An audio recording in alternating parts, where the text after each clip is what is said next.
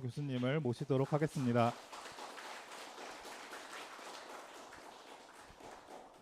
만나서 반갑습니다. 김명우라고 합니다. 제가 부산에서 왔습니다. 그래서 부산 사투리가 심합니다. 그래서 서울분들이라든지 타 지역분들은 좀 양해를 부탁드리겠습니다. 사투리를 좀 쓰더라도. 제가 받은 주제가 지금 여기 보시면은 화면에 나오겠습니다만 반야신경은 무엇을 말하는가, 이거 도표로 읽는 반야신경이라는 책을 가지고 이 물음에 대한 답을 하는 것으로 이번 강의를 진행하도록 하겠습니다. 제 소개를 좀 간단히 하자면은, 저는 지금까지 한 불교 관련 저역서를 한 25권 정도 펴냈습니다. 그 중에 반야신경에 관한 것 한 5권 정도 했습니다. 좀 잠깐 소개를 하자면은, 이게 제일 처음으로 출판한 책입니다. 이거는 일본에서 한 300부 이상 나간 책입니다. 그래서 일본에서 반야신경 해설사하면 바로 이 책을 떠올릴 정도로 굉장히 유명한 책입니다. 그 다음에 한 게 이제 법문입니다. 산스크리트로 된 반야신경을 해설한 책이고요.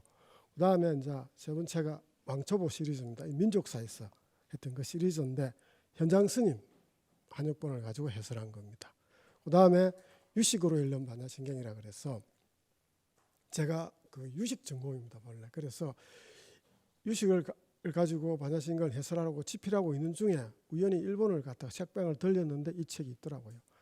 그래서 읽어보니까 차라리 제가 쓰는 것보다 번역이 낫겠다 싶어서 이 책을 번역을 했습니다.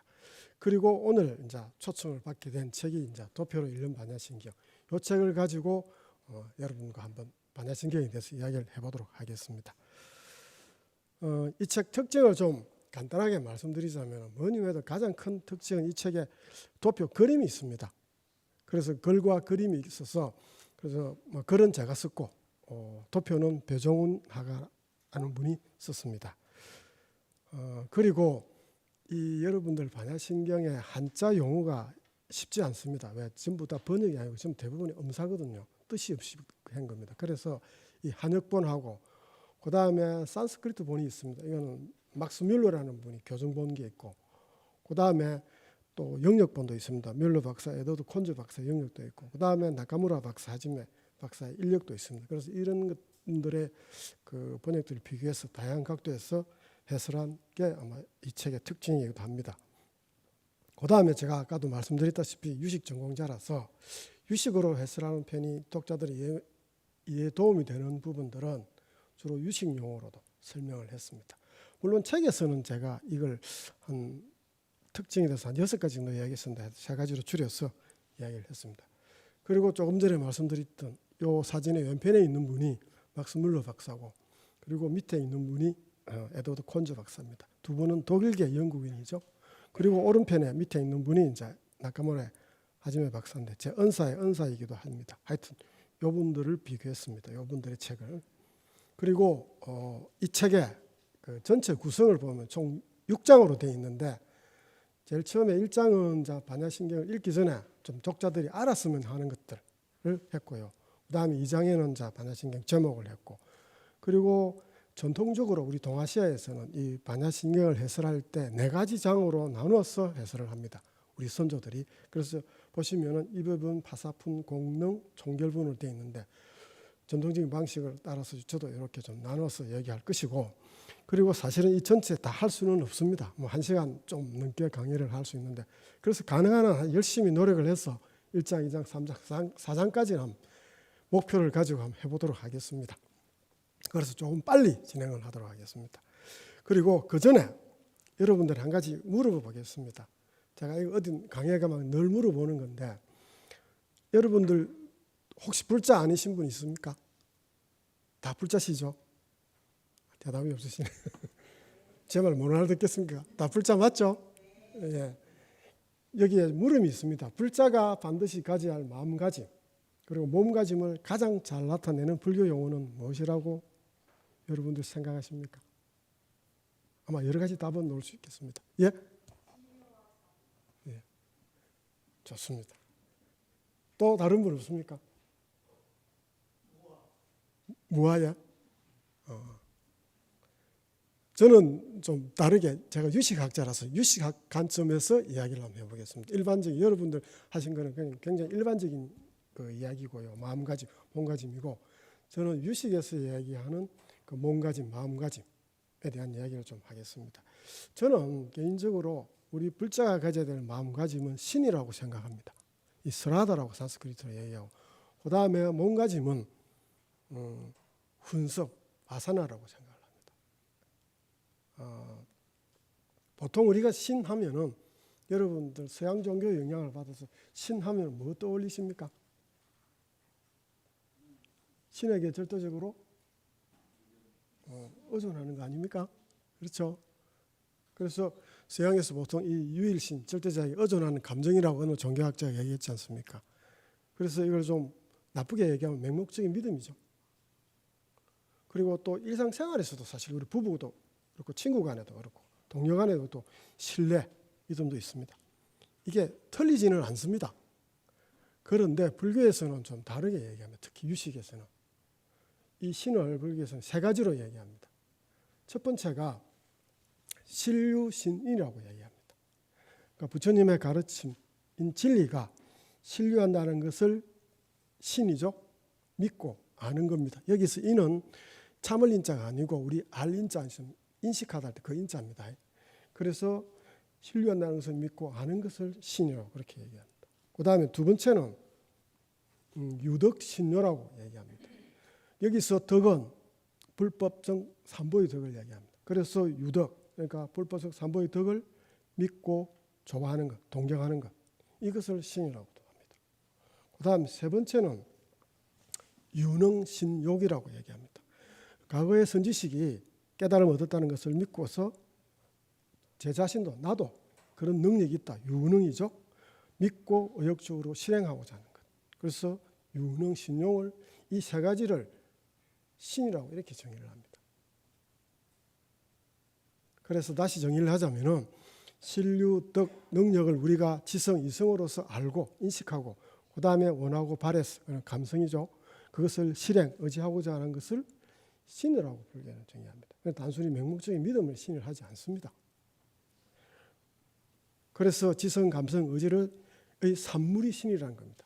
그래서 우리가 이를 통해서 이 세 가지 신을 통해서 마음이 청정하게 된다는 거죠. 그래서 마음을 청정하게 하려면 신이 마음가짐 해야 된다는 겁니다.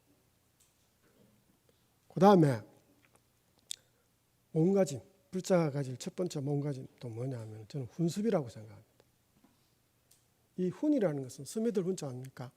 불화변에 있는 그 연기 연자 훈자하고 똑같은 의미죠. 여러분들 초겨울에 새벽에 한 5시쯤 돼서 코트 입고 한두 시간 정도 산보를 쭉 나갔다 오시고 나면 어떻게 되겠습니까? 코트가 축축해지죠. 그때 그 코트가 축축해지는 것을 여러분 알았습니까? 몰랐지 않습니까? 그게 훈의 의미입니다. 자기도 모르지만은 이렇게 옷이 코트가 축축해 스며드는 그것을 훈이라죠. 그 다음에 습도 마찬가지입니다. 보시면은 이 습자는 기두자 아닙니까? 날개 아닙니까? 날개 기두자죠. 그리고 100번이라는 뜻 아닙니까? 그 날개짓을 100번 했다는 뜻입니다.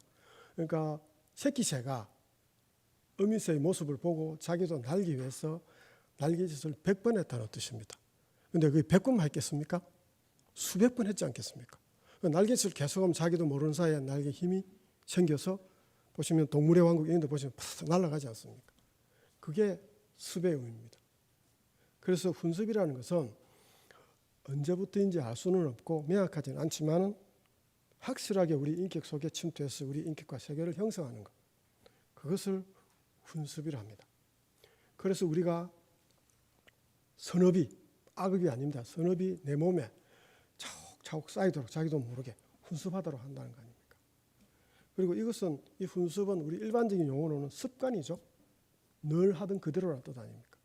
그 내 몸에 습관이 되면은 내 몸의 주인이 되는 거 아닙니까? 습관이.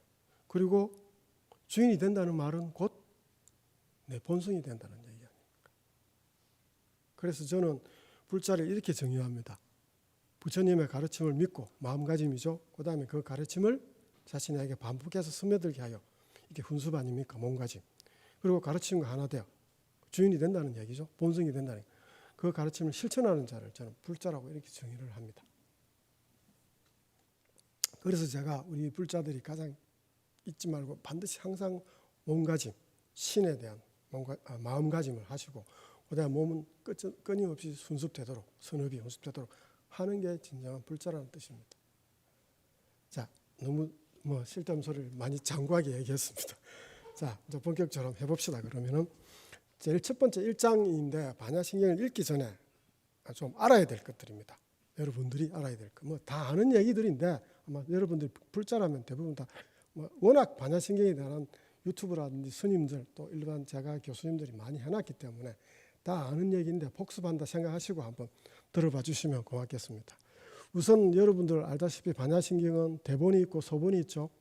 소본은 양이 많다는 뜻입니다. 그리고 대본은 그리고 소본은 양이 적은 겁니다. 우리 한국에서는 지금 독송되고 있는 건 소본입니까 대본입니까? 소본이죠. 예.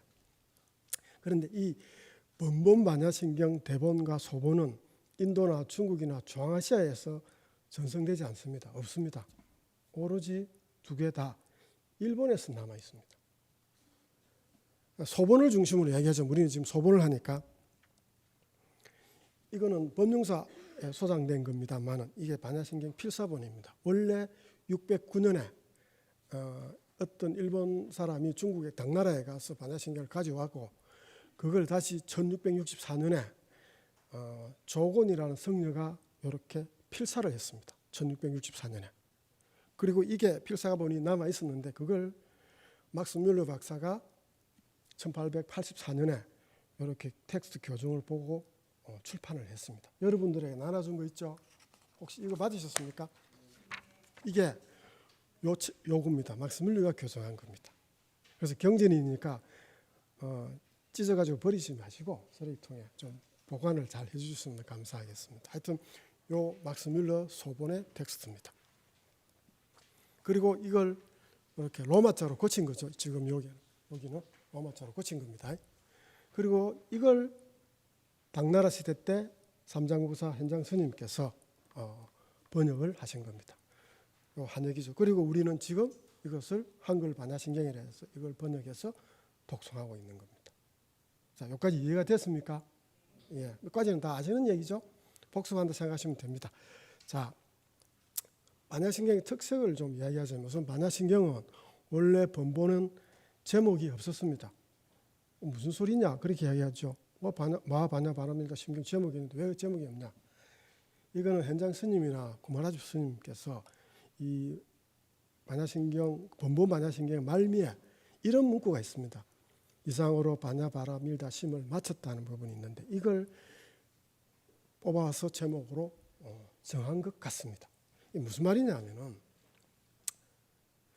이게 로마자 아닙니까? 밑에 지금 노란 부분이 있죠. 제일 밑에 보시면 우리가 가테 파레 가테 파라산 가테 이게 아제 바라제죠. 한역은 여기까지만 끝났는데 원래 산스크리트 본에는 밑에 지금 잘 안 보입니다만 이티 프로주냐 파라미탐 그 다음에 하리다얀 사마푸탐이라는 말이 있습니다. 이 부분을 요게 크게 확대하면 요겁니다. 이걸 그래서 바냐바라밀다 심이란 요 부분을 뽑아서 나마스 사르바주냐냐 하는 것을 없애고 경을 붙여서 현장 스님이 제목으로 정한 것으로 추측이 됩니다. 자, 그리고 이 반야신경 특색은 뭐냐? 이 경전 형식을 아주 무시한 파괴한 경전이기도 합니다. 무슨 말이냐면은 여러분들 무슨 경전이든가 제일 첫 구절이 어떻게 시작됩니까? 요시아문 아닙니까? 그래서 육성치라 얘기하죠. 경전임을 증명하는 6가지 조건을 이렇게 요시아문부터 시작하는데 우선 반야신경에는 없습니다. 이게 모든 경전에 육성치가 다 있는데 반야신경 이게 없습니다. 그리고 경전은 대고자라 아니면 청급자라 부처님의 설법을 청하는 사람이 있습니다. 건강경에는 누가 대고자 법을 청합니까? 수불이 가지 않습니까? 근데 반야신경에는 그런 게 없습니다. 정확하게. 그리고 마지막에 우리가 한의봉행문이라 그래서 부처님의 설법을 듣고 나는데 우리가 깊어서 한의해서 그 다음에 높이 받들어서 널리 향하겠습니다 하는 그런 문이 마지막에 있습니다. 그걸 한역에서는 유통문이라고 하는데 보통 한의봉행문이라고 하는데 이것도 없습니다. 요즘 말로 하면은 서론 결론이 없는 경전입니다. 본문만 딱 있습니다. 왜 이렇게 됐느냐 하면은 이 반야신경은 처음부터 독송용으로 제작된 겁니다. 그러니까 필요 없는 부분은 다 생략을 한 거죠. 그래서 이런 파격적인 경전이 탄생한 걸로 추측이 됩니다. 그리고 내용도 파격적입니다. 여러분 다 아시겠지만 공원 입장에서 부처님의 가르침인 오원, 시비, 연기, 사성제 등을 부정하지 않습니까? 그리고 오늘 제가 강의를 할 내용도 사실 이 내용의 중심이 됩니다. 타사품이라고 아까 있었지 않습니까? 끊임없이 부정하죠. 그 부분을 집중적으로 이야기를 하겠습니다. 자, 그리고 저는 경전을 이야기할 때 항상 우리는 한역경을 하니까 특히 이 한역자를 좀 중시합니다. 그래서 반야신경은 사실은 소본은 2개가 있고 한역된 게 대본은 5개가 있습니다. 그 중에 우리가 한국에서 지금 독송하는 것은 현장 스님께서 한역하신 것을 우리는 독송하고 있습니다. 그래서 현장 스님에 대해서 여러분들 워낙 많이 들으셨겠지만 제가 유식의 입장에서 현장 스님 왜 그러냐면 이 현장 스님은 인도에 유학을 18년 동안 하셔가지고 유식을 우리 동아시아에 이식한 분입니다. 그래서 저는 이분을 되게 존경합니다, 개인적으로. 그래서 좀 이야기를 좀 하자면은 우선 연대는 600에서 아니면 또는 602년에서 664년까지 살으신 분이고 그 당시 당나라 7세기 아닌가 당나라 수도 장안에서 지금 서안이죠. 거기에서 종남산 지미궁에서 649년 5월 24일 날 이걸 번역한 것으로 반야신경을 번역한 것으로 기록이 되어 있습니다. 아마 현장 스님께서 이렇게 그걸 원문을 보시면서 말로서 번역을 하고 옆에 진이라는 제자가 있었습니다. 그 진이라는 제자가 아마 받아 쓴 걸로 그렇게 추측이 됩니다. 그리고 또 한 장 여러분들께서 제가 더 한 장 나눠준 거 있죠. 요게 현장 스님께서 번역하신 경전들의 목록들입니다.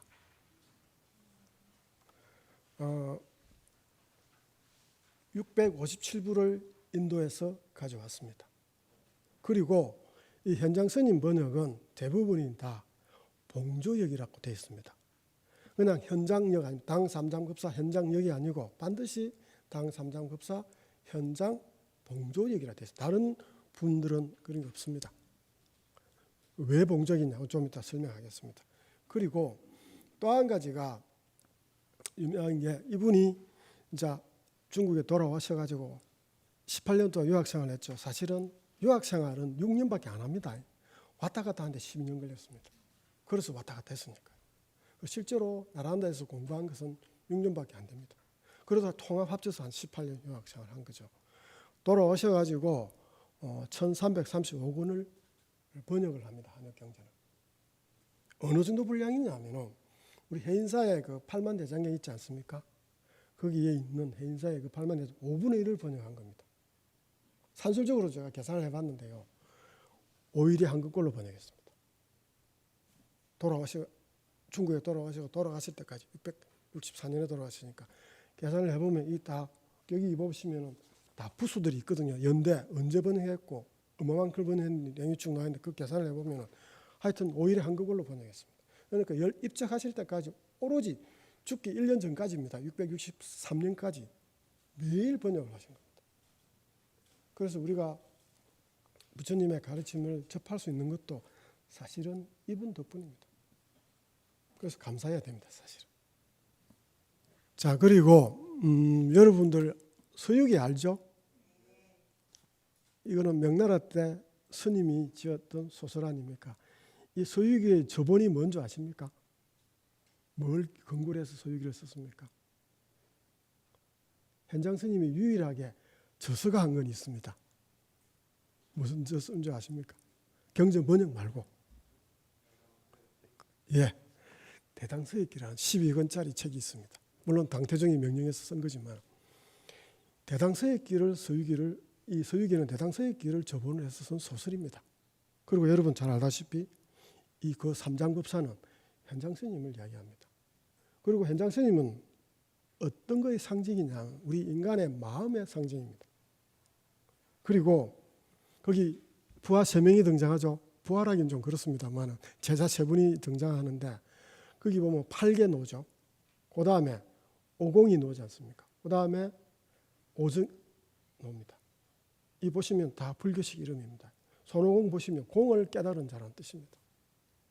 이게 다 불교 용어죠. 그리고 더 한 것은 이 세 사람 다 우리의 번뇌를 일으키는 그 번뇌 심소라죠. 유적에서는 그의 사실은 상징입니다. 그리고 서유계에는 그 요계 마왕이라고 해서 요마라고 보통 줄여서 부르는 이런 마왕들이나 요계들은 다 사실은 우리 번뇌의 심소를 상징적으로 표현한 것들입니다. 그러니까 우리 인간의 내면을 상징적으로 표현했던 것을 이 요계입니다. 그리고 지금 위에 있는 팔교도 마찬가지고요. 우리 인간의 이런 마음들이 있지 않습니까, 사실은. 그래서 서유기를 한번 읽어보시려면은 유식을 좀 공부를 하시고 읽어보면 정확하게 이해할 수 있습니다. 근데 반면에 유식을 모르고 서유기 읽으면은 이해 못합니다. 그래서 한번 유식을 공부를 좀 하시라는 겁니다. 자, 그리고 이분은 봉조 얘기를 했지 않습니까? 이 독특한 겁니다. 그래서 보통 보시면 한역경전에 보시면 제목이 있고 그다음에 지은 사람이 있고 그다음에 세 번째에 보시면 삼장급사 현장 봉조역이라고 되어 있습니다. 이 봉조역에 좀 설명을 하자면은 봉자는 받들 봉자고 조자는 조칙 조자입니다. 그러니까 황제가 윗사람이 아랫사람에게 명령을 해서 번역했다는 뜻입니다. 구체적으로 이야기하면 그 당시에 황제였던 당태종 이세민이 현장 스님에서 명을 해서 이 책을 번역했다는 뜻입니다. 이 봉조역은 그냥 혼자 앉아서 번역하는 게 아닙니다. 역주가 있습니다. 예를 들어서 현장 스님이 역주에 중간에 앉으시고 양쪽 좌우에 4명씩 도와주는 사람이 있습니다. 제자들이. 그리고 번역이 끝나지 않습니까? 그러면은 이 번역을 끝나서 제일 먼저 황제에게 진상을 하는 관리도 있었습니다. 그래서 이 봉조역이라는 것은 총 항상 10명이 번역에 참가를 했습니다. 그래야 봉조역이라 합니다. 그리고 보시면은 조자 앞에 이 빈칸이 들어있죠. 글자가 안 붙어 있습니다. 왜 그랬냐면 이 조자는 황제만 사용할 수 있는 글자입니다. 그러니까 황제 앞에가 쓴 글자 앞에 다른 글자를 쓰면 불경하다는 거죠. 그래서 전통적으로 이 조자 앞에는 항상 한 칸 비워서 봉 띄우고 조 이렇게 씁니다. 그래서 현장 스님 번역은 이 반야신경은 아닙니다만 대부분이 거의 99%가 봉조역으로 되어 있습니다. 자, 그 다음에 반야신경 인기 비결에 대해서 제가 책에 써놨는데 한 몇 개 써놨는데 한 3개 정도만 얘기하겠습니다. 우선은 잘 씁니다. 여러분 잘 알듯이 260자고 독송하기에 합성하기에 편합니다. 그리고 사경하기도 좋습니다. 우리가 경전을 같이 합성한다는 것은 공동체를 만드는 데 굉장히 중요합니다. 그리고 사경은 쓰는 거 아닙니까? 이거는 신심을 북돋우는데 아주 중요한 역할을 합니다. 그러니까 이건 반야신경은 이 2가지를 다 하도록 딱 만들어 놓은 겁니다. 그러니까 인기가 있죠. 우리 동아시아에서. 그 다음에 마지막에 진언이 있습니다. 이 진언을 독송하는 것은 부처님 위력을 믿는 겁니다. 그리고 늘 얘기합니다마는 부처님의 가르침 5원 사성제를 공사상 입장에서 재구성을 했고 그리고 그 마지막에 진언이 첨가되어 있기 때문에 우리 불자들의 호기심을 자극한다고 생각합니다. 그래서 아마 인기가 있지 않나 생각을 합니다. 자, 그 다음에 소본 반야신경 한역본은 구마라 집스님과 현장 스님 번역이 있는데 두 분의 연대 차이가 한 150년 이상 됩니다. 비슷합니다. 근데 제목은 좀 다르고 몇 개만 다르지 거의 비슷합니다. 자, 그 다음 2장으로 넘어가겠습니다. 제목을 해설합니다. 왜 제목부터 하냐면은 제가 잊은 책이 도표로 읽는 반야신경이지 않습니까? 제목을 딱 들어보면 책 제목을 들어보면 어떤 내용인지 알 수 있지 않습니까? 반야신경도 마찬가지입니다. 반야바람이다 신경 제목을 들으면 그 속에 그 내용을 상징적으로 담아 있습니다. 그래서 제목을 먼저 해설을 하겠습니다. 그리고 또 전통적으로 우리 선조들께서도 제목부터 항상 주석을 달았습니다.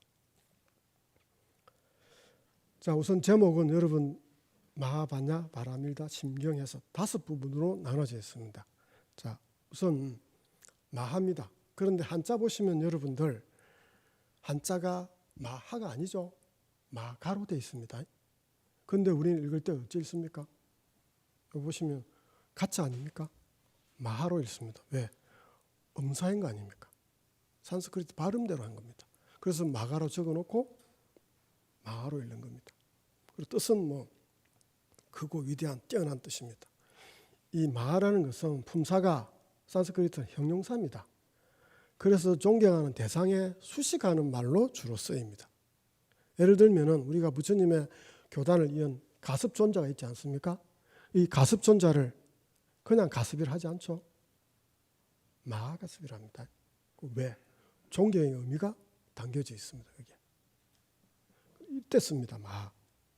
그리고 우리가 대승이라는 말도 그렇지 않습니까? 야하지 않습니까? 앞에 마하가 붙었습니다. 수식어죠. 큰 수레, 큰 배라는 뜻이 아닙니까? 그러니까 대성은 가능한 많은 사람들을 배에 태워서 피아노로 안내한다는 뜻 아닙니까? 그리고 그 다음에 반야지 않습니까? 반야는 영어로 보통 지혜라고 번역을 합니다. 그런데 번역이 아니고 이것도 음사입니다. 왜 음사냐? 중국말로 한자말로 표현이 다 안 되기 때문에 그렇습니다. 그리고 이것은 어떤 게 음사냐? 산스크리트의 암사가 아니고 팔리어의 판야의 음사입니다. 비슷하죠? 판야. 범어로는 프라지우냐라고 합니다. 저는 이걸 가장 뛰어난 지혜라고 부릅니다. 왜 그렇게 부르느냐 하면은 보시면 셋째 줄에 보시면 번뇌를 완전히 벗어난 깨달은 자의 지혜입니다. 그러니까 이것은 부처님의 지혜지 않습니까? 그리고 반야신경에 한정해서 이 지혜를 설명하면 이렇습니다. 색즉 시공 공적 시색의 공을 체득한 지혜를 반야라고 합니다. 요 말은 좀 기억을 해 두십시오. 제가 두고 씁니다. 공을 체득한 지혜입니다. 그걸 반야라 합니다. 그리고 바라밀다죠. 마하, 반야, 바라밀다 아닙니까? 이것도 마찬가지입니다. 번역 아니죠. 음사입니다. 바라밀다의 음사입니다. 그런데 보시면은 글자가 한자로 보시면 파자입니다. 파자로 적어놓고 우리는 이거 파 읽으면 쪽 다 팔죠. 바로 읽습니다. 왜? 음사이기 때문에 그렇습니다. 이런 글자가 우리 한글에 몇 개쯤 있습니까?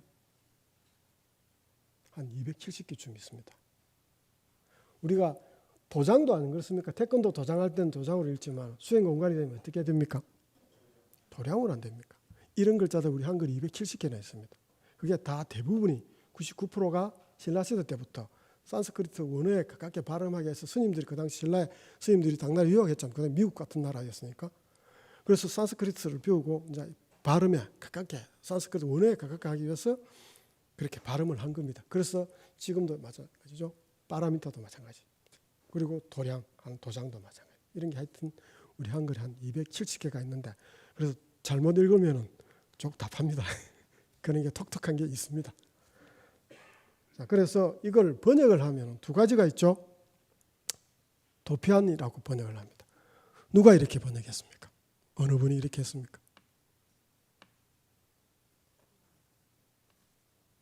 구마라비 스님이 이렇게 했지 않습니까? 그 다음에 또 완승이라고 했죠. 어느 분이 이렇게 했습니까? 네, 현장 스님이 이렇게 했지 않습니까? 두 가지로 번역이 됩니다. 먼저 도피안에 대해서 이야기를 좀 하자면 도피안이라는 말은 차 안에서 피안으로 건너다는 뜻입니다. 뭐 글자적인 의미는 필요 없을 것 같고 우선 구마라지 스님이 번역했고 이 말은 미혹한 세계, 고통이 있는 세계죠. 차 안에서 깨달음의 세계, 피안으로 건너다는 뜻입니다. 비유적인 표현입니다. 상징적인 표현입니다. 인도는 부처님이 활동하신 인도는 하천이 굉장히 많습니다. 그래서 부처님이 항상 설법하실 때 보시면 비유를 드는 게 강이나 하천입니다. 뗏목의 비유도 있죠. 굉장히 많습니다. 초기경전에 보시면 대부분의 비유들이 물과 강에 대한 비유들이 많습니다. 그래서 찬이라는 건 뭐냐 하면 예를 들어서 여러분들 좀 그림을 그렸으면 좋겠는데 그걸 쓸 수가 없어서 이야기. 강이 이래 있으면 이쪽에 모래가 쌓인 거 있죠. 이쪽 강언덕입니다. 그 다음 건너편에 또 모래가 쌓여 있죠. 요걸 저쪽 강언덕입니다. 그래서 한자로 차안과 피안입니다. 그래서 차안은 우리가 살고 있는 고통이 있는 세계, 도피하는 깨달음의 세계, 부처님의 세계라는 뜻입니다. 그래서 도피하는 말은 이쪽 세계에서, 괴로움이 있는 이쪽 세계에서 피안으로 건너게 한다는 뜻입니다. 그러면 이 강이지 않습니까? 건너려면 뭐가 필요합니까? 강을 건너려면 뭐가 필요합니까? 배가 필요한 얘기입니까? 이 배 본 적 많죠? 이 배 이름이 뭡니까? 반야용선 아닙니까? 이 반야용선은 어느 걸 그리느냐 하면은 통도사의 극락전에 있는 반야용선을 그린 겁니다. 혹시 통도사에 오신 분이 있습니까? 통도사 오신 분 없습니까? 오신 분들이 있습니다. 한 분 꼭 오십시오. 제가 장담하건대 대한민국에서 가장 딱 봐야 될 절입니다. 뭐 부처님의 진인사리뿐만 아니고 산내 암자부터 한 20몇 개 있는데 한번 통도사를 한번 순례하는 것은 특히 서울 분들은 좀 힘들겠습니다만 한번 부산이나 이쪽 양산에 한번 오시면 한번 통도사를 꼭 한번 들려서 무풍 한솔길도 한번 걷고 암자들이 한 25개쯤 있죠. 한번 구경해 보시면 암자마다 다 좋습니다. 그리고 굉장히 영축사의 넓은 지역에 있습니다.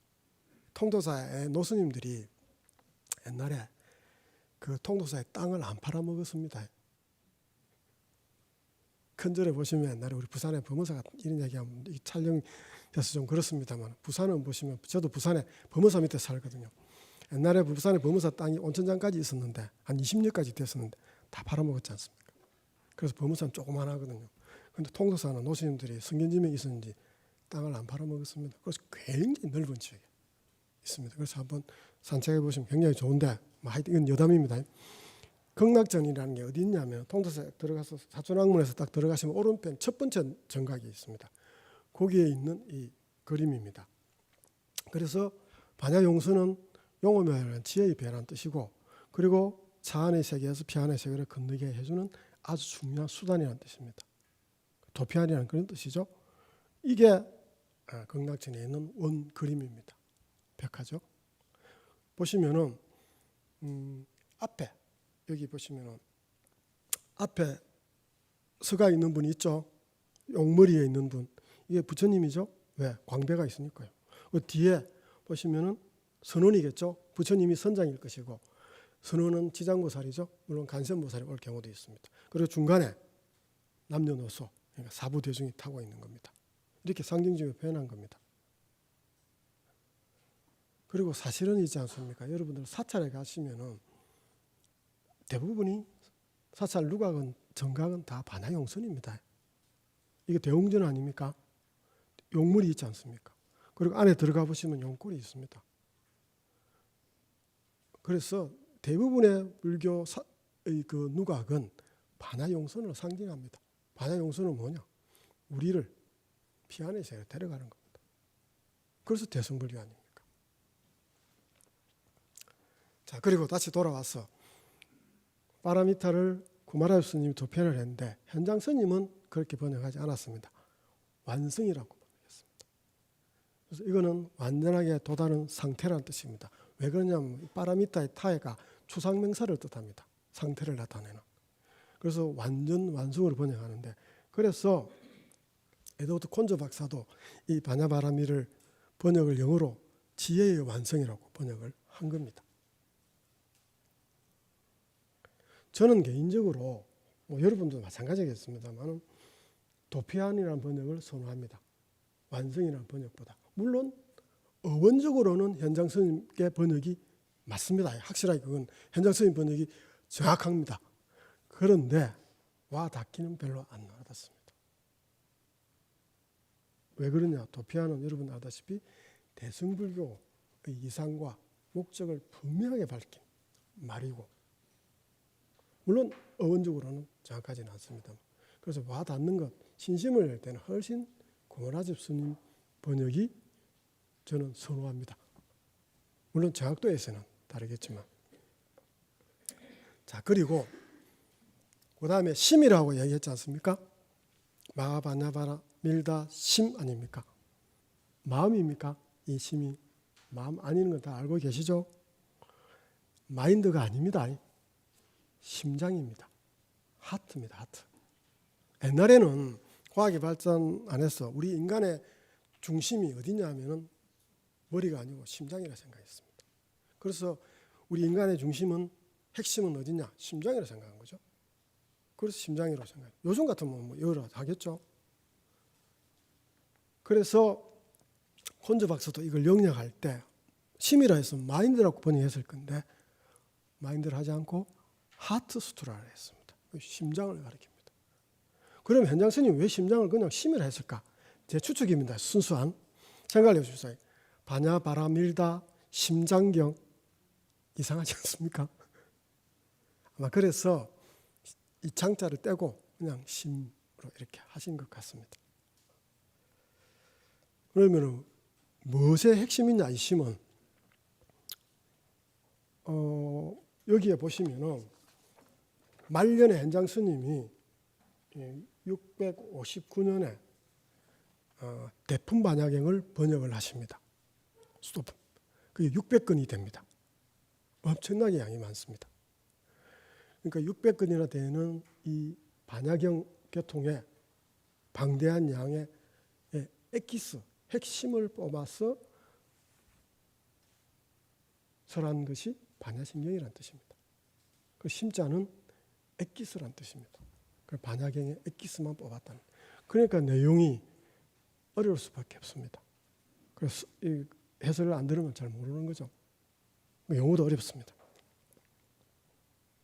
그래서 기억할 것은 마인드가 아니다. 심장이다. 엑기스다 생각하시면.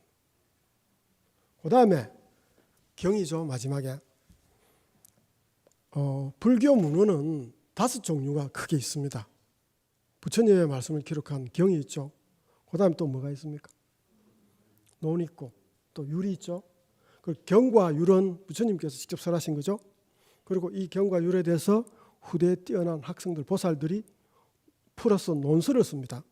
요거는 인도에서 찬술된 겁니다. 그리고 우리 동아시아에 오면은 예를 들어서 대승기실론, 마명보살이 지은 거 아닙니까? 그래서 이 대승기실론에 대해서 다시 누가 또 소를 적죠. 대승기실론 소 적습니다. 그 다음에 또 우리 동아시아에서는 선종이 발전합니다. 선종의 선사들이 또 책을 썼죠. 선종의 선사들이 남긴 것을 뭐라고 얘기합니까? 어록이라 하지 않습니까? 그래서 우리가 해인사의 그 8만 대장경에 경만 있는 게 아닙니다. 경, 논, 율 있고 그 다음에 소도 있고 어록도 담겨 있습니다. 그래서 예를 들면 성철 선사 책은 어록이라 하지 않습니까? 대종고 스님의 어록이라 이렇게 표현하죠. 그래서 해인사 8만 대장경에는 경만 있는 것이 아니고 경률, 논과 소와 어록이 함께 있습니다. 그리고 이 경은 조금 전에 얘기했다시피 부처님의 말씀을 기록한 거고 산스크리트 수트라를 하는데 이 수트라는 세로실입니다. 날실. 순수 한글로 날실이라는 뜻이고 우리 뭐 세로실이라죠. 혹시 여러분들 여기서 저보다 연세가 윗분들이 있으실 건데 저는 아주 경상도 의령이나 산골에서 자랐는데 제가 초등학교 들어가기 전에 저희 할머니가 계셨는데 저희 할머니가 97살인가 96개월 정도 사신 분인데 제가 기억이 저는 지금도 나는데 우리 할머니가 옷감을 짰습니다. 배틀로. 그래서 이렇게 세로로 실을 이렇게 내리시고 줄을 달아줘. 팽팽하게. 그 다음에 가로를 옷감에 짰지 않습니까? 그때 그 세로 실을 수트라라 합니다. 중심이 된다는 뜻입니다. 이 중국에서는 그럼 경은 어떤 의미냐? 제가 여기 써놨습니다만 성일이 말한 영원히 변하지 않는 진리를 담은 책을 경이라고 이렇게 부릅니다. 여기서 성인은 부처님을 얘기하는 거죠. 그래서 저는 이렇게 번역합니다. 마바냐 바라밀다 심경. 원래는 현장 스님은 이 번역에는 말은 없습니다. 이거는 고마라 스님에 있는 것을 우리가 떼와서 제목을 이렇게 정한 거. 그냥 지금도 이렇게 자연스럽게 독송하고 있는데 하여튼 저는 이렇게 번역합니다. 위대하고 마조 완전한 지혜 반야를 바탕으로 중생을 고통의 세계인 차 안에서 깨달음의 세계 피안으로 건너게 하는 반야경의 엑기스를 담은 경. 저를 마반야 바라밀다 심경이라고 이렇게 이야기를 번역을 이래 합니다. 그래서 한번 기억을 해두시면 좋겠습니다. 시간이 어느 정도 됐습니까? 45분이 벌써 됐군요. 자, 그 다음에 제가 아까 사장으로 번역한다 했습니까? 그래서 이 부분 파사분, 공능분, 총결분인데 하여튼 가능한 한 이 부분하고 파사분 한번 해보겠습니다. 자, 이 부분입니다. 이 부분은 한자로 몇 자입니까? 25자 아닙니까? 이 부분만 25자입니다. 여기서 핵심 문구는 어디입니까? 노란 부분 있죠? 오원 개공 아닙니까? 이 부분을 중심으로 이야기를 좀 해보겠습니다. 자, 그 전에 철학은 여러분들 무엇을 대상으로 하는 학문입니까? 예? 대상입니다. 뭘 학문으로 다루는 대상, 이 철학의 학문 대상으로 삼은 게 뭐냐는 겁니다. 주제, 가장 중요한 주제 두 가지 있습니다. 네. 그리고 세계 아닙니까? 나와 세계에 대한 해석 아닙니까? 서양 철학에서는. 그렇지 않습니까? 그러니까 나는 누구냐는 겁니다. 나는 어떤 존재냐는 거죠. 그리고 나는 어떻게 살아야 되느냐는 얘기지 않습니까? 물론 세계는 놔두고 일단 나만 초점을 맞춰서 얘기해 봅시다. 한 번쯤은 여러분들 이 물음에 대해서 의문을 가지고 물음을 묻지 않습니까? 도대체 난 누구고 나 어떻게 살아야지? 만약에 이런 걸 살아가면서 평생 한 번도 스스로에게 자문을 안 하면 좀 문제가 있습니다. 그런데 이 부분은 이 두 가지 물음에 대한 답입니다. 사실은 나는 누구인가, 어떤 존재인가 하는 것, 어떻게 살아야 하냐는 겁니다. 그래서 나는 누구라고 합니까? 반야진경 간자재보살이라고 얘기합니다. 그래서 여기를 보시면 나는 지혜를 닦아 자비를 실천하는 보살이라는 뜻이죠. 그 다음에 나는 어떻게 살아야 되느냐? 자, 지혜, 여기서 지혜는 오온개공이니까요. 오온이 공하다는 지혜입니다. 이를 바탕으로 오온개공이죠. 그 다음에 나와 타인의 고통과 재앙을 제거하여, 이거는 도일체고해가 아닙니까? 괴로움과 재앙을 제거했다는 뜻이죠. 그래서 묘교에서 깨달음으로 가는 자비를 실천해서 보살로서 살아야 한다는 겁니다. 그래서 나는 간자재보살이고, 그 다음에 어떻게 살아야 하냐? 보살로서 살아야 된다는 얘기지 않습니까? 그게 이 부분의 전체적인 내용이라고 생각합니다. 자, 그러면은 첫 구절입니다. 이 부분에 간자재보살이죠. 이건 여러분들 아발로키테이스바라 보디사트바라는 말의 번역인데, 이것도 사실은 아발로키테이스바라는 합성어죠. 컴파운드입니다. 그래서 어떻게 단어를 끊어 읽느냐에 따라서 이게 해석이 한역이 달라집니다. 간자재는 누가 번역했습니까? 그럼 간셈은 누가 번역했습니까? 이 아발로키테이스바라를 현장 스님이 했죠. 간자재는. 그리고 간셈은 구마라주 스님이 했습니다. 자, 간자재부터 얘기하면 보시면은 산스크리트 얘기가 좀 나와서 어렵습니다. 야왈로키테 이스바라라는 것은 한역이고, 접두와 아바는 관찰하다 간이고, 록하는 세계라는 뜻이고, 그다음 중승명사고 이스바라는 자재라는 뜻입니다. 그래서 저는 이렇게 번역합니다. 자유제자하게 세상의 이치, 세상의 도리를 관찰하는 보살입니다. 이거는 세상의 도리나 이치를 관찰하려면 지혜가 필요합니까? 자비가 필요합니까? 지혜가 필요하지 않습니까? 그래서 아마 현장 스님은 이 보살이 지혜를 보살로서 강조하기 위해서 간자재롭고 번역했다고 추측을 하는 겁니다. 지금 우리가. 그 다음에 간셈은 아까 아발로키타는 세상을 가나다 간세 아닙니까? 그리고 이 컴파운드가 끊어진 게 달라집니다. 스바라입니다. 이건 소리, 모음 이 정도 됩니다. 그래서 번역을 하면은, 자, 세상의 소리라는 것은 우리 중생의 소리는 좋은 소리는 아니죠. 괴로운 소리 아닙니까? 그래서 세상 사람들의 괴로운 소리를 관찰하는 보살입니다. 관세음. 그래서 더 좀 의역을 해서 풀이를 하자면 이렇습니다. 세간에 살고 있는 중생의 괴로움과 재앙을 다 듣고 관찰했어. 그들의 고통을 구제해 주는 보살입니다. 고통은 여기서 현실의 고통을 이야기합니다. 그래서 이거는 자비의 보살을 강조했다고 생각하는 거죠. 그래서 두 분의 번역이 초점이 다릅니다. 그래서 아마 번역도 달라진 겁니다. 자, 그런데 간센 보살은 어디에 계시면서 중생의 고통의 소리를 다 듣고 구제해 주십니까? 간센 보살은 어디에 계십니까? 아미타 부처님은 서방극락 정토에 계시죠? 그렇게 얘기하죠. 간센 보살은 어디에 계십니까? 정확하게 나와 있죠. 뭐 산스크리트로 포탈라라 하지 않습니까? 포탈라라 하지 않습니까? 산스크리트로. 티베트의 수도 라사에 가면은 역대 달라이 라마가 거주했던 곳을 뭐라 부릅니까? 포탈라 궁전합니다. 그러면 왜 달라이 라마가 거주한 곳을 포탈라 궁전이라 합니까? 이름을 왜 포탈라 궁전이라 했습니까? 그게 지금 여기에 뭐 좀 화면이 그렇습니다만 아바타하고 관련이 있죠. 영화 봤습니까? 아바타. 그 아바타는 말 아닙니까? 달라이 라마는 간센 보살의 화신입니다. 그래서 포탈라 궁전이라고 붙인 겁니다. 한번 아바타 영화 한번 보시기 바랍니다. 자, 그래서 티베트 불교도들은 육자 대명왕 진언이죠. 옴마니 반메옴이지 않습니까? 이걸 끊임없이 보시면은 독송하지 않습니까? 왜 그러느냐? 간절하게 간센 보살 독송하면은 현실의 어려움을 구해준다는 겁니다. 지켜준다는 겁니다. 여러분 천태종이 있지 않습니까?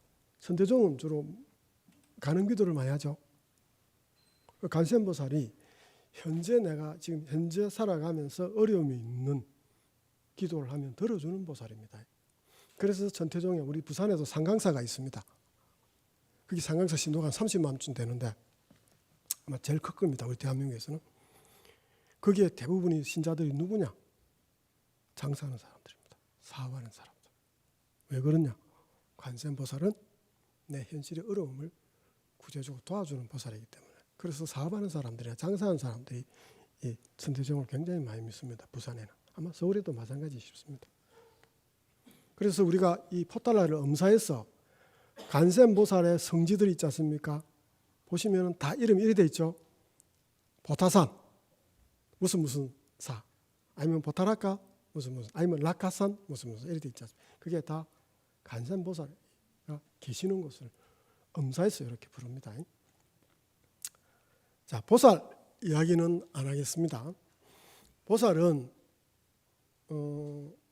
뭐 여러 가지 뜻이 있습니다만 우리가 한국에서 지금 여성 제가 신도를 제가 이렇게 보살님이라 부르죠. 왜 그렇게 부릅니까? 왜 보살님이라 합니까? 제가 지금 여기에 보살에 대한 네 가지 용어를 이야기를 했는데 첫 번째 해당됩니다. 우리가 보통 보살 하면은 인도에 뛰어난 세친보살, 용수보살, 학승을 보살이라 하기도 하고, 그다음 조금 전에 간센 보살이나 부처님 화신들도 보살이라고, 또 부처님의 전신 자타카에 보시면 전신의 보살이라 하지 않습니까? 그런데 왜 지금 우리 여성 제가 신도를 보살이라고 하느냐? 여기 지금 첫째라고 되어 있죠. 요것 때문에 그렇습니다. 상구보리 하와중생이지 않습니까? 이걸 실천하고 살려고 노력하는 사람들은 다 보살이라는 뜻입니다. 자, 그리고 중요한 게 이제 제가 얘기했던 오온 개경에 대해서 이야기를 하겠습니다. 자, 오온은 모두 공하다는 뜻입니다. 이게 무슨 말입니까? 번역하면은 오온은 모두 공하다. 예, 크게 좀 말씀해 주십시오. 그런 뜻입니까? 뭐 틀리지는 않습니다.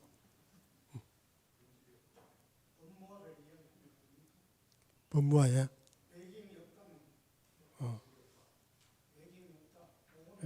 바깥 외경이라는 말은 바깥이라는 뜻, 대상이라는 뜻 아닙니까? 한글로 번역하자면 대상이 없다. 한 가지 질문하겠습니다. 여러분들 부처님께서는 네 아니면 인간은 무엇과 무엇으로 이루어졌다 합니까? 우리 인간 나는 무엇으로 이루어졌다 합니까? 맞습니다. 오온으로 이루어졌다고 하지 않습니까? 자, 뭐 이건 설명 안 해도 되죠. 한 개의 물질, 네 개의 정신작용, 그리고 그다음에 이걸 나에게 한원시키면 하나의 몸과 네 개의 정신작용, 마음으로 이루어진 겁니다. 하나의 몸과 마음으로 이루어진 게 오온. 인간은 이거 오온, 그래서 5가지 덩어리로 이루어졌다 이야기하지 않습니까? 그리고 부처님께서 또 이렇게 이야기하시죠. 오온가합이라고 이야기를 하십니다. 오온은 나는 임시적으로 모인 존재라는 겁니다. 그 조건이 맞아서 임시적으로 모여 있다가 그럼 내가 삶이 유지되는 것이고, 조건이 없어져서 없어지면 난 죽는다는 거 아닙니까? 부처님께서는 오온가합이라고 이렇게 표현을 했는데, 근데 이걸 대성에 와서는 이렇게 얘기하죠. 오온으로 이루어진 나는 영기무자성 공이라고 이렇게 표현을 합니다. 그래서 반야신경에서는 그걸 오온계공이라고 이렇게 또 표현을 했습니다. 나는 그러면은 왜 오온계공이냐는 겁니다. 왜 나는 공하냐는 얘기인데, 이 공은 글자적인 의미가 여러 가지 뜻이 있습니다. 비어있다는 뜻이 있고 허공이라는 뜻도 있고 결여의 뜻고, 그리고 또 하나 중요한 게 여러분 기억해야 돼서, 그 공이라는 수냐라는 말은 숫자로는 제로를 뜻합니다. 0입니다. 0. 자, 그런데 한역에서는 이걸 오온계공이라고 표현했는데 산스크리트 원문에는 자성이라는 말이 들어있습니다. 오온자성공 이렇게 되어 있습니다. 이게 무슨 말이냐면은 해석을 하면 이렇습니다. 오온은 그 자성이 공하다는 뜻입니다. 직역을 하면은. 그리고 여기서 자성은 사물의 본질이고 다른 것에 의존하지 않고 항상 불변하는 성질을 가진 것. 서양 철학 경우로 얘기하면은 실체라는 겁니다. 자성이라는 말은. 자, 그래서 다시 한번 번역을 하면은 오온은 그 자성이 공하다 이래 되는데, 이걸 더 제가 구체적으로 번역하면 이렇습니다. 아까 나는 오온으로 이루어지지 않습니까? 그래서 오온으로 이루어진 나는 실체가 자성이 없다는 뜻입니다. 오온이 공이 아니고 나로 한정시켜 보면은 나는 실체가 없는 존재라는 뜻입니다. 그래서 자성이 들어간 거 아닙니까? 그냥 오온이 공이 아니고 자성이 없다는 뜻입니다. 그래서 영문 번역을 보시면은 뮬러 박사나 콘저 박사도 네이처라든 온 비잉이라고 자성을 살려서 영역을 해놨습니다. 그러면 이제 다시 돌아와서 지금 공에 대해 설명하고 있으니까 나는 왜 그러면 자성이 없는 공한 존재냐 하는 거죠. 그런데 한 가지 또 힌트가 하나 있습니다. 용수보살이 지은 유명한 중론이라는 책에 보시면 이렇게 되어 있습니다. 영기, 무와, 무자성, 공은 같은 말이라고 동의어로 씁니다. 자, 영기, 무와, 무자성, 공이 같은 말이다.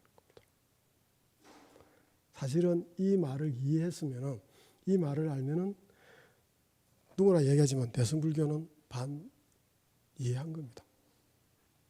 이게 왜 같으냐는 겁니다.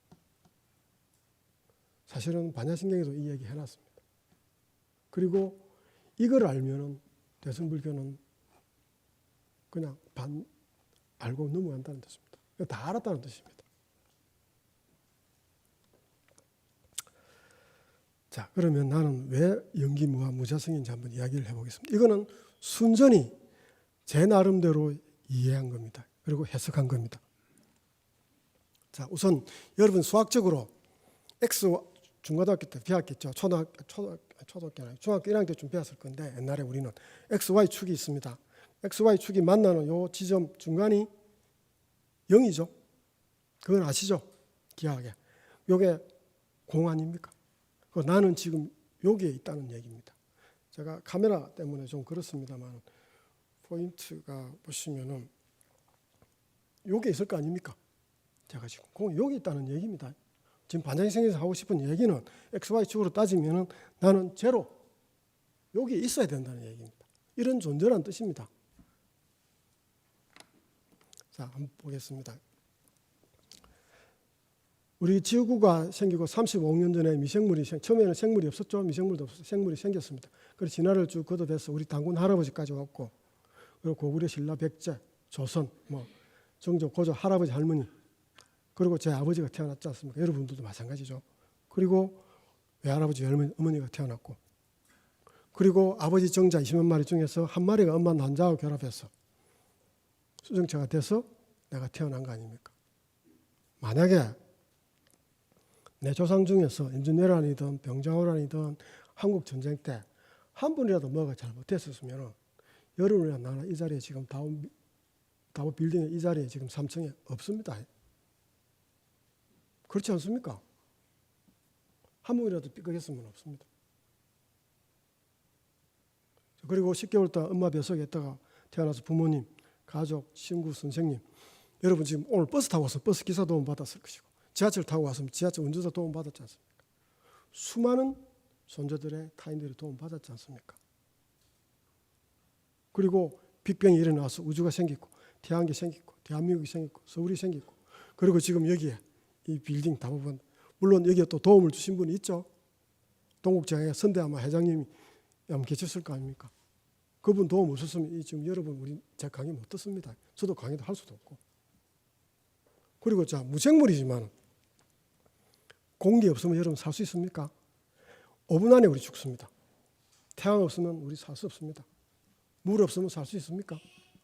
집, 침대, 이불, 베개, 전기, 지금 이 컴퓨터, 빔, 물론 무생물이지만 도움 받습니다. 그리고 여러분들 지금 앉아서 1시간 15분 동안 제 강의 들으려고 서가, 이 의자 없이 한번 서가 한번 들어보십시오. 어찌 되는가? 허리 아파 죽습니다. 의자 도움 받지 않습니까? 그리고 내 몸을 한번 보십시오. 내 몸을 구성하는 거, 피부도 있고 살도 있고 뼈도 있고 근육도 있고 있지 않습니까? 더 원천적으로 들어가면 60쪽이 세포로 이루어졌습니다. 세포가 뭐가 잘못됐다, 난 병들죠. 죽습니다. 자, 불교에서는 이걸 인과 연이라 하지 않습니까? 연은 엄청나게 많습니다. 앞에서 아까 제가 얘기했던 거. 인은 한 가지죠. 우리 부모님, 정자와 난자입니다. 그래서 이 인연의 도움 없이는 여러분들, 우리는 있지 않습니까? 저도 마찬가지지만 단 1초도 살아갈 수 없습니다. 다른 것이 도움 없이는. 그래서 저는 극단적으로 이렇게 표현합니다. 우리는 내가 살아가는 것이 아니고 다른 것에 의해서 살려지는 존재라는 뜻입니다. 동의 못합니까? 제 말에. 그러니까 나라고 할 수 있는 그런 자성은 없다는 겁니다. 그런 존재에게 1초도 다른 것에서 살아갈 수 없는 존재가 무슨 니라고 할 수 있는, 니가 뭐 잘났냐는 겁니다. 그걸 불교에서는 영기국, 공이라고 이렇게 표현한 거 아닙니까? 저는 온 경우를 그렇게 해석을 합니다. 그래서 다시 한번 더 이야기하자면, 한번 보십시오. X, Y 축에 제로고 나는 지금 공한 존재인데, 영기고 무자성 공한 존재인데 우리는 늘 자성이 있다, 실체가 있다고 생각하고 집착하지 않습니까? 그래서 삶이 요쯤 있죠, 맨날. 그러니까 우리 삶이 괴롭다는 거 아닙니까? 반야신경은 그렇게 얘기하는 거죠. 그래서 삶을 지향을 여기에다가 제로에다가 맞춰라는 얘기 아닙니까? 지향을 하라는 얘기 아닙니까? 그게 반야신경의 우리에게 주는 메시지라고 저는 생각을 합니다. 자, 좀 쉬어갑시다. 사진이 2장 있습니다. 이 누굽니까? 간디, 또 한 분은 누굽니까? 칼라로 된 사진. 예, 지금 현재 인도 총리죠. 올해 이번에 승리해서 또 총선에서 이겼습니다. 그래서 수상을 지금 앞으로 한 15년째 더 하지 싶은데, 자, 이걸 왜 이렇게 사진을 냈느냐? 이 질문 때문에 그렇습니다. 자, 인도인이 세계에 발신한 최고의 지적 유산은 뭐냐는 겁니다. 이게 지금 모디 총리가 뭐 하는 장면이냐면 요가하는 장면입니다. 작년에 모디 총리가 유엔에 가서 세계 요가의 날을 선포하고 인도에서 대대적으로 했죠. 그래서 자기가 인도인들이 발전한 최고의 문화는 요가라는 겁니다. 그리고 요가의 날도 만들고. 그 다음에 마하트마 간디하면 뭐가 떠오릅니까? 네. 아임사라고 산스크리트 하지만 우리 불교에서는 불해라 이야기하고 일반 사회에서는 비폭력 뭐 이렇게 안 부릅니까? 이 두 가지라고 대부분 생각하지만, 근데 우리 불교도에서는 저는 그렇게 생각 안 합니다. 불교도는 인도인이 최고 발전한 지적유선은 제로입니다. 공. 그리고 아리아식입니다. 만약에 이 제로가 우리 인류가 제로, 인도인이 제로 발견했잖아요. 아라비아 숫자는 아랍인들이 발견했지만 이 제로는 인도인이 발견했거든요. 이게 없었으면 우리 인류가 마치 발전 안 했습니다.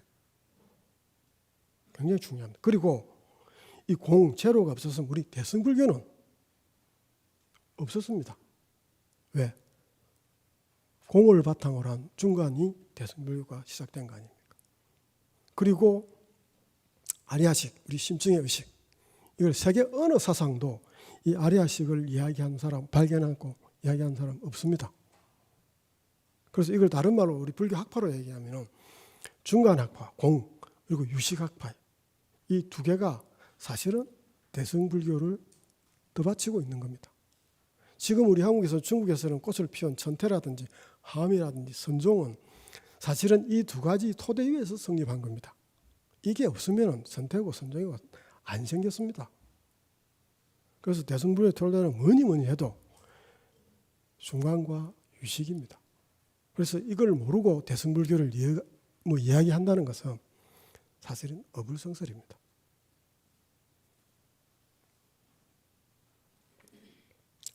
자, 그 다음에 마지막에 도일처 고행입니다. 이거는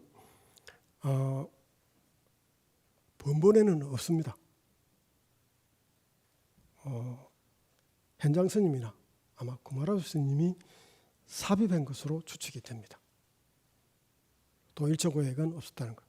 자, 그 다음에 파사품입니다. 파사품에 대한 이야기를 하면 충분하게 맞출 수 있을 것 같습니다.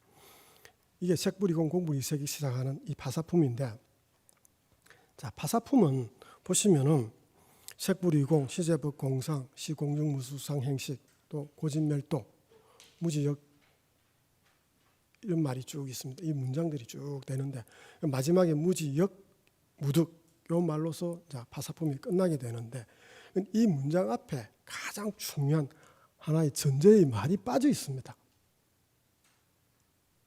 만약에 이 말을 여러분이 아시면 반야신경 이해 다 했습니다. 뭔 말이 빠져 있습니까? 이 문장 앞에 색불이공 공불이색 앞에 전제가 빠진 말이 하나 있습니다.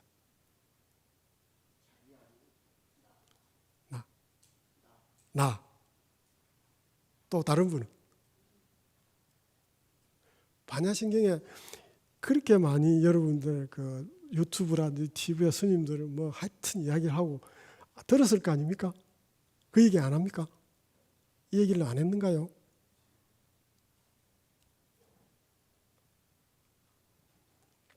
자, 색불이용 공불이색 앞에 사실 이 말이 빠져 있습니다.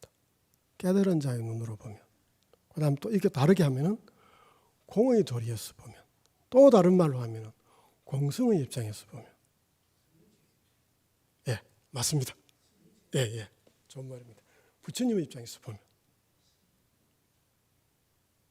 반야바라밀대 지혜를 체득한 자의 입장에서 보면은 색은 공과 다르지 않고 공은 색과 다르지 않다는 이야기입니다. 그리고 마찬가지로 이것도 마찬가지입니다. 색즉시공 공식도 똑같습니다. 그렇기 때문에 색이 곧 공이고 공이 곧 색입니다. 깨달은 자의 입장이지 우리 현상세계 중생의 눈으로 여러분들 우리 눈으로 보면 공하고 색이 어째 같습니까? 말도 안 되는 소리지 않습니까? 이건 그래서 우리의 눈이 아니라는 겁니다. 그래서 반야신경이라는 경전이 그렇게 시부지간 쉬운 경전이 아니라는 고차원적인 얘기를 하고 있다는 얘기입니다. 600건이나 되는 반야경 그 핵심을 뽑았다는 얘기지 않습니까? 우리가 평상시에 독송을 하기 때문에 이게 뭐 간단한 내용 같지만 사실은 그렇지 않다는 얘기입니다. 그래서 항상 여러분들이 이 얘기를 하실 때 색즉시공 공적 이야기 하실 때 앞에 깨달은 자의 입장에서 보면 그렇다는 얘기입니다. 그리고 반야신경의 공에는 두 가지 의미가 있습니다. 하나가 없다는 뜻입니다. 무의 의미가 있습니다. 그 다음에 공성이라고 수냐타랍니다. 이건 추상명사입니다. 그래서 공성이라고 번역하는데 수냐타를 이건 한역에서는 나오지 않습니다. 굳이 번역을 하면 추상명사이기 때문에 공한 상태쯤 됩니다. 그래서 뭐 더 번역을 하자면은 반야의 지혜에서 빚어진 세계를 공성이라고 이렇게 표현할 수 있습니다. 현장 스님과 구마레 스님 하여튼 이 수냐타는 말을 번역을 하지는 않았습니다. 자, 그런데 한번 여러분들 반야신경에는 무자라는 말이 몇 개 등장합니까? 본문이 260자고 제목까지 270자죠. 그 260자 안에 무자가 몇 번 들어가겠습니까?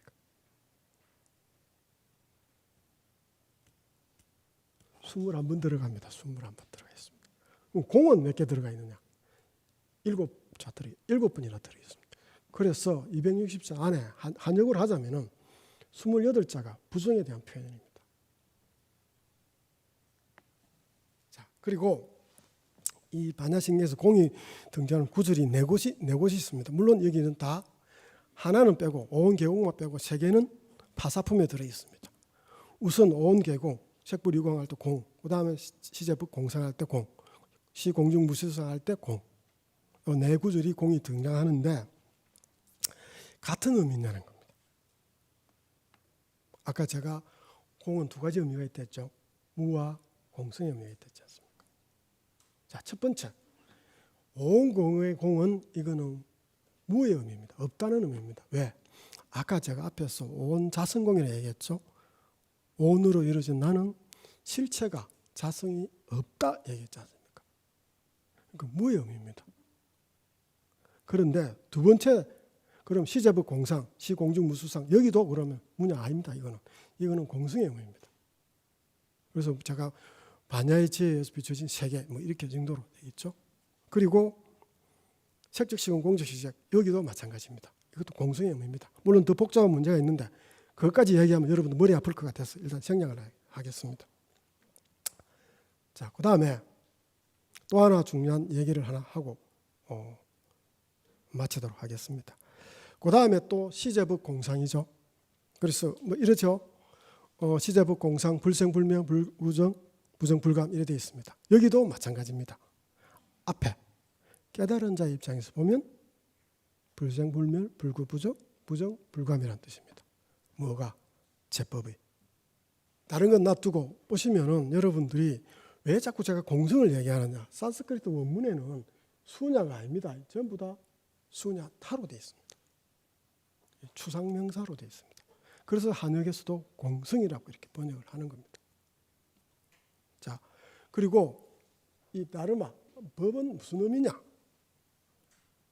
이 이야기를 좀 하자면 법은 산스크리트 다르마라 하는데 여러 가지 의미가 있습니다. 부처님의 가르침. 그래서 우리가 법문, 전법할 때 이 법이죠. 부처님의 가르침, 교설입니다. 그리고 부처님의 가르침은 곧 우리 불교도에게 있어서는 그건 진리죠. 그래서 진리의 의미도 있습니다. 그 다음에 일반 사회적으로는 도덕윤리도 해당되고 그 다음에 마지막에 중요한 게 존재, 비정무력, 존재의 의미도 있습니다. 자, 그러면은 조금 전에 앞에서 얘기했던 제법공상, 이 법은 무슨 말이냐? 그리고 이 말은 제법무화, 삼법인 중에 제법무화하고 같은 의미입니다. 자, 여러분들 삼법인 알지 않습니까? 불교의 세 가지 가장 핵심 아닙니까? 재행무상, 제법무화, 열반적정. 자, 제법무화 어떻게 해석하십니까? 제법은 무아이다 이렇게 해석합니까?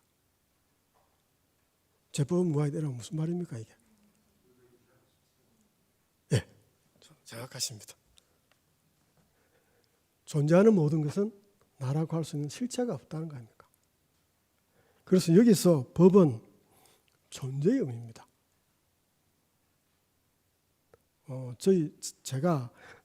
저는 오랫동안 인연을 맺고 있는 데가 그 해인사 100년 하면 성철문도에 오랫동안 제가 몸을 닦고 있고 인연을 맺고 있는데 그게 옛날에 성철 스님 때부터 있던 노보살들이 많습니다. 맨날 삼천배 하시고 하여튼 근데 그분들도 그렇게 절을 오래 다니시고 80이 넘으시고 90이 다 돼가신 분들인데도 물어보면은 법의 의미를 잘 모릅니다. 절에 60년씩 다니시도 맨날 헷갈려 하십니다. 그래서 여러분들도 불교의 부처님의 말씀을 가장 빨리 접근을 하시려면 부처님께서 사용하신 이 톡톡한 용어들을 정확하게 해석하시고 숙지해 두시는 게 굉장히 중요합니다. 그걸 못하시면은 절 60년 다니시도 이 법의 의미도 자체도 모릅니다. 가장 중요한 용어인데. 그래서 불자라면은 우선 기본적으로 불교 공부를 하면 뭐 하냐 이렇게 이야기하시면 그럼 불교 시작도 안 됩니다. 불교의 핵심적인 것, 가장 중요한 건 법이라는 말 자체도 우선 정확하게 숙지가 되어 있어야 됩니다. 그 훈련을 하셔야 됩니다. 그 훈련 안 하시면 절에 60년 다니고 70년 다니도 헷갈립니다. 그래서 이 말을 제가 했습니다. 그리고 불생불멸, 불구부정, 부정불감 이렇게 얘기하죠. 이것도 마찬가지입니다. 공허의 입장에서 보면 불생이고 불멸이고 불구고 부정이고 부정이고 불감이라는 얘기입니다. 그래서 이걸 저는 둘이 아닌 세계, 즉 우리의 시각으로 보면 이게 항상 불생불멸 이분법적 사고지 않습니까? 둘, 우리는 깨끗한 것을 긍정하면 더러운 거 부정합니다.